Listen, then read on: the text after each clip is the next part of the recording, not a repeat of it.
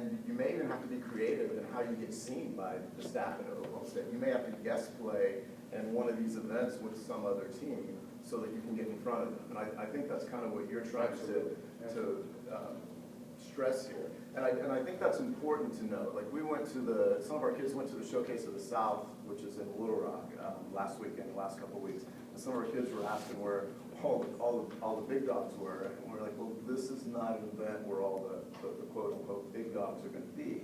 And we have to, we try in our club program to educate our families and our kids on, what events, why we're going to the events that we're going to, why it makes sense economically, travel-wise. A lot of the kids in our program, at our club program, wind up playing locally, so we spend more time there. But some of those kids are capable of going to a school on the East Coast or the West Coast.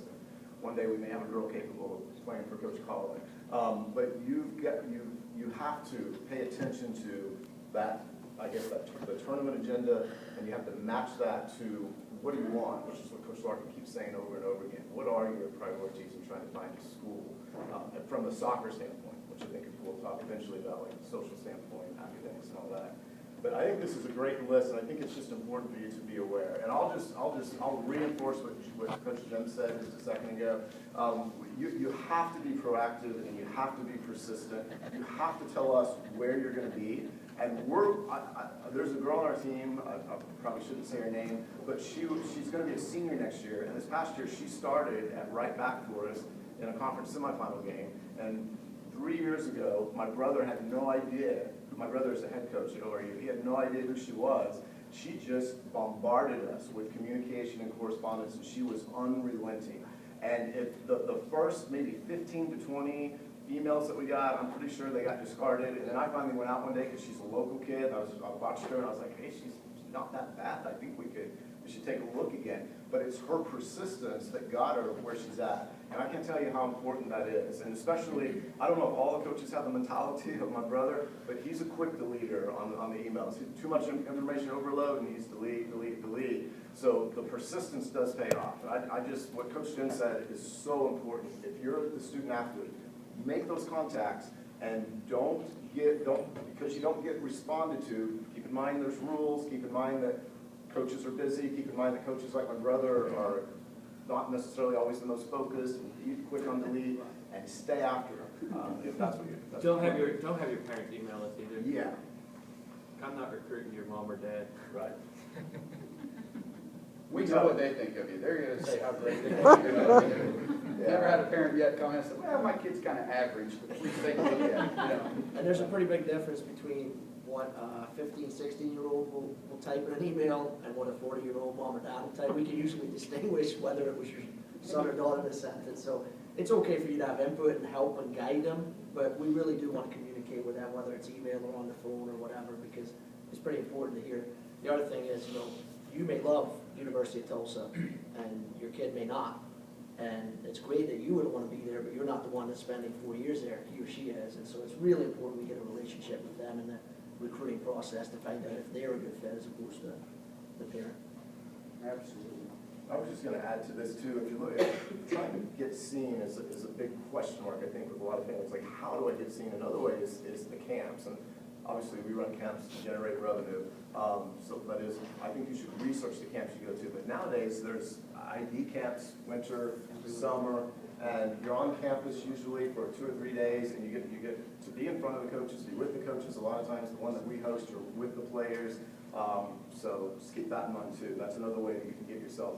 For example, if you're on a team that's not going to go play on the East Coast, but somewhere it may not be a Division I school on the East Coast that you're looking at. It may be like there's a Belmont Abbey school that some of our local kids have been connected to. You may want to get to their camps so that they can actually see you, because the chances of them driving to one of your local showcase events is probably slim. YouTube's another good way. We get a lot of links to YouTube where we can see players. We used to get DVDs a lot, but not so much DVDs anymore.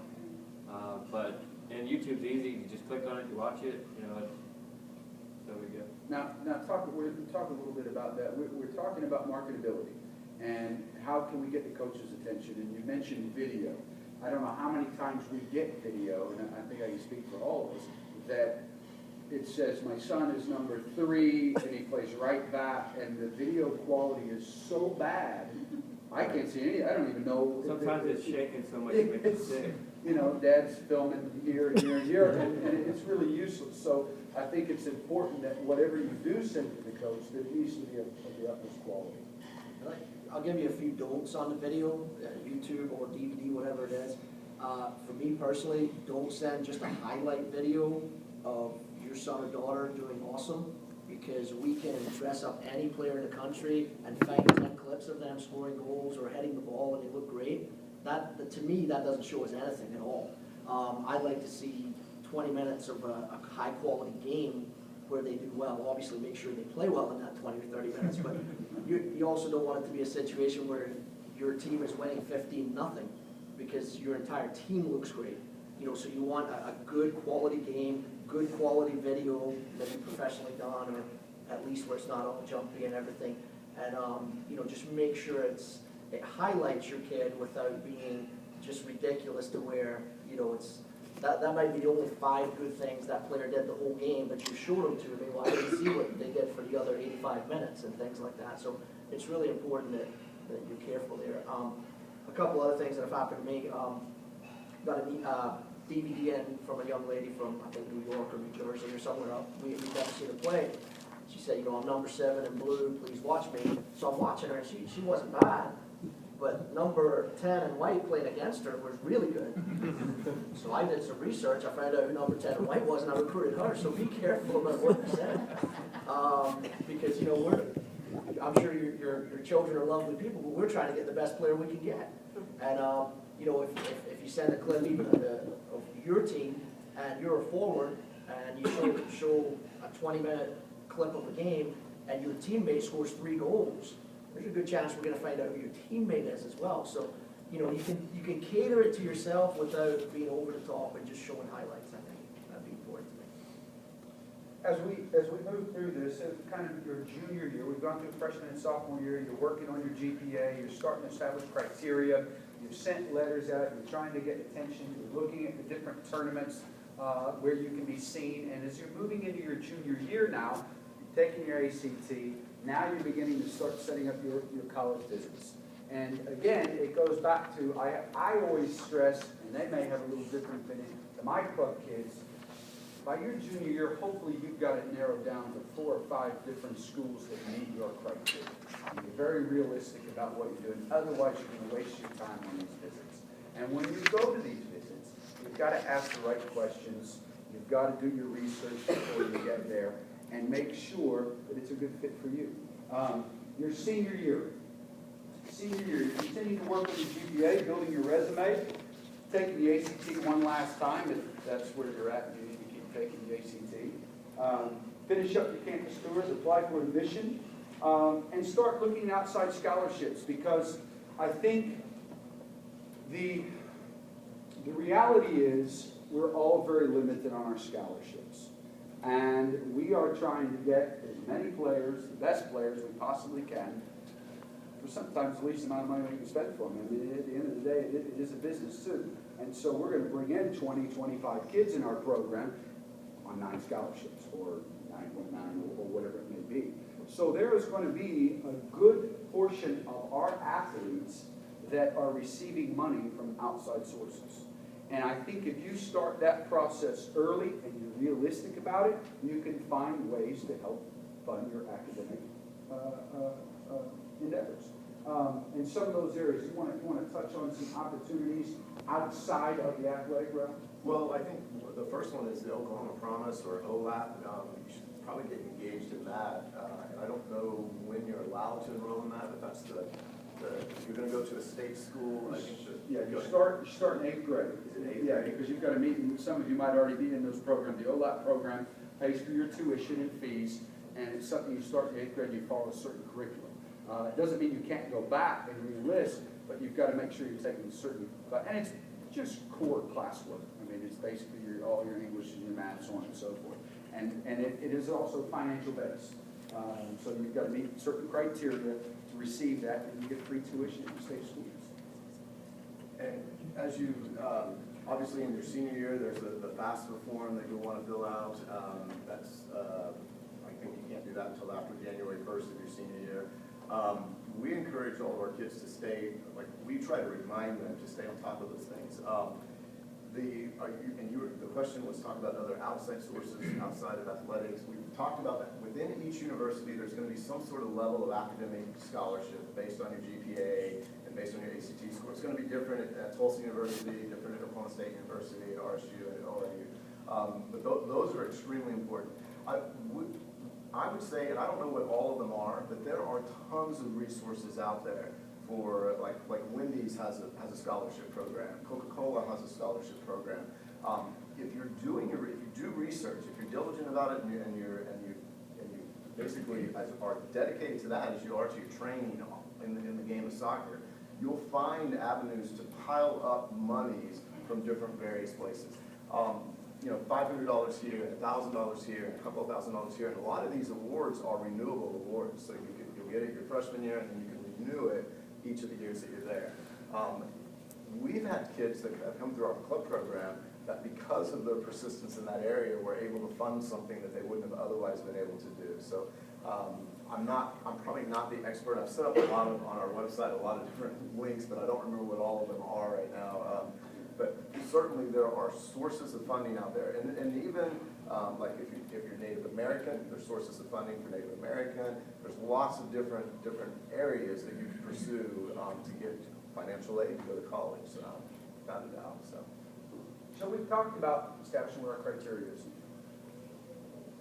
getting ourselves in a position to reach all of our goals, and I think the main thing, I think all you guys will stress this, is just being diligent about everything. Whether it's your soccer ability, training, getting yourself ready for the collegiate level, whether it's trying to find that outside money, whether it's your break, you just got to be diligent in all areas to reach those goals. We've got about 10 minutes left, and while we've got the coaches here, we'd love to open it up for questions. What questions do you guys have that we might be able to help you out? Yes. Is there any point then in emailing a coach through those showcases that our coaches are all taking us to that apparently nobody else is going to but us? Is there any point to emailing a coach through that deal, or should we just skip that and go right to a resume? Because I didn't even know we did a resume. I thought by going to these showcases, A lot of the showcases, emailing through the showcase, blah, blah, blah. a lot of the showcase will have a directory of what colleges will be Right. attending. And if there's a university that's maybe not listed, but it's a local, it's close to the tournament, it may be worth emailing that coach, because it's not going to be, a flight for him, or it could be a drive and make it a day trip or whatever. So I would say, yeah, still email your schedules if it's a university that you're especially interested in, even if they're not listed on the attending list. So if we are going to a showcase and we email the coach saying, we're going to be at this showcase, blah, blah, blah. But since we're sophomores, well, we're not, but we are sophomores, you guys never would have responded to us regardless. Right.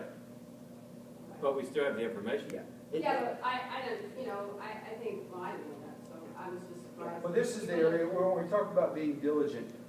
Leading up to a tournament, just so you know, we probably, you guys a lot more than I, we get bombarded with kids. Come see me on field 3, 40, 50 emails before you go. You show up to the tournament, they hand you a book this thick of every profile of every kid in the tournament. So there's no work either? No, well, they do, but they're only a reference point. I mean, a lot of coaches will really spend time going through and educating themselves. Some already know what they're looking for, so anything you can do to add over and above to single you, because there's so many kids at these tournaments, how do I get them to come watch my kid? That's being diligent. Go ahead and send those emails. And then after the tournament, a follow-up email. Did you get an opportunity to come see little Johnny play? Anything that you can do over and above, it is surely going to help you. Have your coach come. But I think that Derek said earlier, when you start getting to that point, sophomore, junior year, you're starting to narrow down the schools that you're really interested in. So you don't have to send 245 emails. You may be sending 12. No, but I guess I was under the impression that was, enough, not enough, but, that was something